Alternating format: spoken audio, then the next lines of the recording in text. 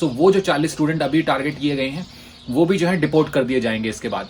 और उन कॉलेजेस में जो बच्चे आएंगे उनको और भी तरीके की सपोर्ट दी जाएगी, जैसे हाउसिंग से related support, work related support. Immigration है वो एक ऐसी पॉलिसी जनरेट करने जा रही है, एक ऐसा कॉम्बो प्रोवाइड करने जा रही है आपको, जिसके अंदर आपको स्टडी, वर्क और पीआर तीनों चीजों को जो है एक ही थाली में परोसा जाएगा। कि hello guys, welcome back to the blog. This is Harinder Bhatia back with you once again. So आज जो है हम बात करने जा रहे हैं जो recently study visa, work visa और पीआर को लेके काफी सारे अपडेट्स आए हैं। मेजरली जो है 3 अपडेट्स हैं जो फ्राइडे को प्रेस कॉन्फ्रेंस हुई थी इमिग्रेशन मिनिस्टर ऑफ कनाडा की। सो उनके अंदर उन्होंने इस अपडेट्स के बारे में शेयर किया है। सो इन तीनों अपडेट्स को आपके साथ वन बाय वन शेयर करते हैं। वीडियो को एंड तक देखना। So let's start this video. So सबसे पहले जो अपडेट है वो है, जो अगर आपको इस साल के शुरू में जब एक प्रोटेस्ट चल रहा था यहाँ पर, जब 700 स्टूडेंट्स को डिपोर्ट किया जा रहा था, सो उसके अंदर फिर उन डिपोर्टेशन को रोक दिया गया इनिशियल स्टेज पे, और बाकी जो है वन बाय वन फाइल्स को जो है प्रोसेस करा जाने लगा। उनको टाइम दिया गया स्टूडेंट्स को कि कैसे जो है आप अपने आप को इंडिविजुअली केस बाय केस को कैसे आप अपने आप को वाइट प्रूव कर सकते हैं। अगर आप सही हैं सो आप सही हैं, एंड देन आपको स्टे करने दिया जाएगा कनाडा में, अदरवाइज आप जो है डिपोर्ट कर दिए जाओगे। सो एनीवेज, उन अपडेट्स को जो प्रॉब्लम्स कनाडा में आई फेक ऑफर लेटर्स को लेके, या जो भी स्टूडेंट जो फेक तरीके से आए हुए थे उनको लेके अब नई नई पॉलिसीज आ रही हैं काफी सारी चीजों को जो है, क्योंकि अब गवर्नमेंट ने आपको तो फायदा दे दिया बट गवर्नमेंट पीछे हटने वाली थी नहीं इन चीजों को लेके।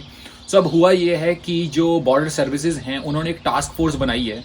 उन टास्क फोर्स में क्या हो रहा है, जो रिसेंट स्टूडेंट्स आए हुए हैं जो अभी स्टडी वीजा पर हैं कनाडा में, या जिन्होंने अपना वर्क वीजा अप्लाई किया है, जो इस टाइम ड्यूरेशन के अंदर स्टूडेंट्स हैं, उनको केस बाय केस को जो है पहले वन सेट ऑफ फाइल्स ली गई है, जिसके अंदर 285 फाइल्स को पहले टारगेट किया गया है, 285 स्टूडेंट्स को टारगेट किया गया है। उनके अंदर वो लोग इस बात को चेक कर रहे हैं इंडिविजुअल केस बाय केस को, कि कौन कौन स्टूडेंट जो हैं किस किस तरीके से आए हुए हैं, क्या जो उनके एक्सेप्टेंस लेटर हैं कॉलेज के, क्या वो सही हैं, गलत हैं, कैसे हैं। अब आप विश्वास नहीं करोगे, अभी वो 285 जो अभी टास्क फोर्स बनाई गई है जिन्होंने 285 लेटर्स को टारगेट किया है, उसके अंदर से अभी जो टारगेट हुई हैं वो 103 एप्लीकेशंस को ही अभी वो चेक कर पाए हैं, जितना उनके पास टाइम स्लॉट दिया गया था। उसके अंदर 103 एप्लीकेशंस के अंदर से ओनली 63 एप्लीकेशंस जो थी वो सिर्फ और सिर्फ जेन्युइन एप्लीकेशंस थी। एज पर मैं प्रेस कॉन्फ्रेंस के बता रहा हूँ आपको जो हुई है, उसके अंदर सिर्फ और सिर्फ 63 एप्लीकेशंस जो थी वो ही सिर्फ जेन्युइन थी। आउट ऑफ 103 40 एप्लीकेशंस जो हैं फेक निकली। सो आप लगा लो कि 40% एप्लीकेशंस जो थी, जो केस थे, वो फ्रॉड थे। अब उन केसों को वन बाय वन इंडिविजुअली जो है उन स्टूडेंट्स को या उन लोगों को जो वर्क परमिट के लिए जिन्होंने अप्लाई किया था, उन लोगों को जो है मैसेज मेल्स वगैरह कर दिए गए हैं, कम्युनिकेशन स्टार्ट हो चुकी है कि आप अपने इंडिविजुअल वन बाय वन जो है आप अपनी एप्लीकेशन को आप अपना वाइट प्रूव करो, अपने आप को जेन्युइन प्रूव करो। अगर आप जेन्युइन नहीं हो तो वो जो 40 स्टूडेंट अभी टारगेट किए गए हैं वो भी जो है डिपोर्ट कर दिए जाएंगे इसके बाद। सो ये जो चीजें हैं वो प्रोसेस होना शुरू हो चुकी हैं। सो अगर आप इंडिया से आ रहे हो, मेक श्योर करो कि आपका कंसल्टेंट आपको किसी भी तरीके से गाइड कर रहा है। आप अपने ऑफर लेटर को, जो आपका जो लेटर आ रहा है एक्सेप्टेंस लेटर कॉलेज से, आप उसको एक बार जरूर क्रॉस चेक करो अपने इंस्टीट्यूशन के साथ जिस भी आप कॉलेज में जा रहे हो, क्योंकि आने वाले टाइम के अंदर ये चीज जो है और भी और ज्यादा हार्श होने वाली है। सेकंड जो है, इमिग्रेशन मिनिस्टर ऑफ कनाडा ने बताया है कि जो आने वाले इंटेक्स हैं, जो कि स्पेशली फॉल इंटेक की बात हो रही है इस टाइम पे, क्योंकि ऑफकोर्स टाइम लग रहा है पॉलिसीज को क्रिएट करने में। अब एक ऐसी पॉलिसी क्रिएट की जा रही है, फ्रेमवर्क क्रिएट किया जा रहा है। अभी तक तो मैंने जो आपको लास्ट अपडेट में बताया, उन्होंने ये बताया कि जो स्टूडेंट ऑलरेडी कनाडा में हैं उनको वो लोग वेरीफाई कर रहे हैं कि क्या वो जेन्युइन तरीके से आए हैं या नहीं आए। बट अब वो ये भी मेक श्योर कर रहे हैं, साथ में एक और पॉलिसी बनाने जा रहे हैं जिसके अंदर जो स्टूडेंट नए आ रहे हैं इंडिया से या किसी भी कंट्री से बाहर ओवरसीज से, उन लोगों के जो लेटर ऑफ एक्सेप्टेंस हैं उनको एक बार वेरीफाई करेंगे इंस्टीट्यूशंस के साथ। तो एक ऐसा फ्रेमवर्क तैयार किया जा रहा है जिसके अंडर में वो लोग पॉलिसीज जो है, जो कॉलेजेस हैं, मेन कॉलेजेस जैसे फैनशो हो गया, जॉर्ज ब्राउन हो गया, शेरिडन हो गया, कैम्ब्रियन हो गया, सो इस टाइप के जो बड़े पब्लिक कॉलेजेस हैं उनके साथ मिलके इस पॉलिसीज को जो है बनाया जा रहा है, इस फ्रेमवर्क को रेडी किया जा रहा है, जिसके अंदर उन एप्लीकेशंस को जो है वेरीफाई किया जाएगा। प्लस क्योंकि जो इंस्टीट्यूशन एक अच्छा रिजल्ट दे रहे हैं, एक जेन्युइन इंस्टीट्यूशन हैं, उनकी एक लिस्ट रेडी की जाएगी, जो आपको अगेन कनाडा की वेबसाइट पे, जो कनाडा की इमिग्रेशन की वेबसाइट है, वहां पर आपको मिल जाएगी।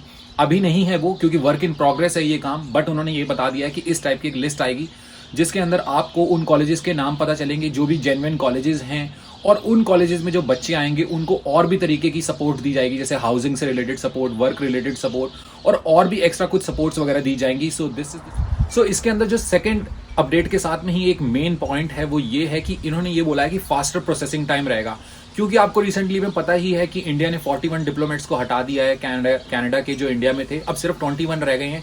सो इतनी कम मैन पावर के साथ अब बच्चे जो है स्ट्रगल कर रहे हैं कि प्रोसेसिंग टाइम, चाहे स्टूडेंट वीजा है, वर्क वीजा है, पीआर है, उसका बहुत ज्यादा बढ़ जाने वाला है। लेकिन उन्होंने ये बोला है कि जो बच्चे इस फ्रेमवर्क के अंडर में, जो इन इंस्टीट्यूशन में जो जेन्युइन इंस्टीट्यूट हैं, जो अच्छे वाले इंस्टीट्यूट हैं, उनमें आएंगे, सो उन लोगों को जो है फास्टर प्रोसेसिंग टाइम दिया जाएगा।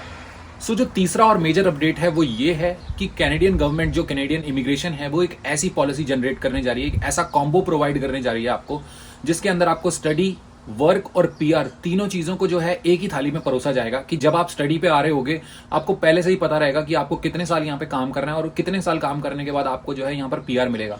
क्योंकि अभी की सिचुएशन के अंदर क्या है कि आपको जो कॉम्बो दिया जा रहा है वो दिया जा रहा है स्टडी और वर्क का, कि अगर आप 2 साल की स्टडी करोगे तो आपको 3 साल का वर्क परमिट दिया जाएगा, 1 साल की स्टडी करोगे तो 1 साल का वर्क परमिट दिया जाएगा। सो इसके अंदर बहुत सारे बच्चे जो हैं आगे पीआर लेने में स्ट्रगल कर रहे हैं। सो उसके अंदर उन्होंने ये बोला कि ऐसा पैकेज रेडी कर रहे हैं हम लोग, जिसके अंदर स्टडी, वर्क और पीआर आपको तीनों के तीनों जो है पहले से ही पता रहेंगे कि आपको कब मिलने हैं और कैसे मिलने हैं। लेकिन इसके अंदर जो मेन टेक है वो ये है कि आपको जो है, जो ये पैकेज है वो कहीं ना कहीं लेबर शॉर्टेज को जो है टैकल करने के लिए ये किया जा रहा है काम। क्योंकि बहुत सारे सेक्टर्स कनाडा के अंदर ऐसे हैं, स्पेशली जो ट्रेड सेक्टर्स हैं वो ऐसे हैं जहां पर लेबर की शॉर्टेज काफी ज्यादा है, लोग जो उनको चाहिए वो नहीं है, एजिंग पॉपुलेशन है, जो लोग उस इंडस्ट्री के अंदर काम करते हैं, जो उस सेक्टर के अंदर काम करते हैं, वो लोग बूढ़े हो रहे हैं और आगे चल के जो है एजिंग पॉपुलेशन के साथ वो लोग अपनी रिटायरमेंट ले रहे हैं। सो उनके पास लेबर नहीं है, उनके पास मैन पावर नहीं है उस चीज के लिए। सो वो जो पॉलिसी रहेगी वो किसी ना किसी सेक्टर को टारगेट करने में रहेगी, जैसे नर्सिंग सेक्टर हो गया, medical sector, health care sector, trade sector. So इस टाइप के सेक्टर्स को जो है टारगेट करेगी। सो जो लोग उस सेक्टर में जाएंगे शायद वो बेनिफिट जो है उन्हीं के लिए होगा, ऐसा नहीं कि सबके लिए होगा वो। सो मेक श्योर और कीप इट अपडेट, अपने आप को इस चीज के लिए अपडेट रखो और मेरे चैनल को जो है फॉलो कर लो, कोई भी अपडेट आती रहेगी सो मैं आपको जो है वो चीज बताता रहूंगा। बाकी मिलते हैं किसी और वीडियो में। वीडियो अगर अच्छी लगी है सो वीडियो को लाइक करें, चैनल को सब्सक्राइब करें और बेल आइकन को प्रेस करना बिल्कुल ना भूलें। Thank you so much for watching, take care.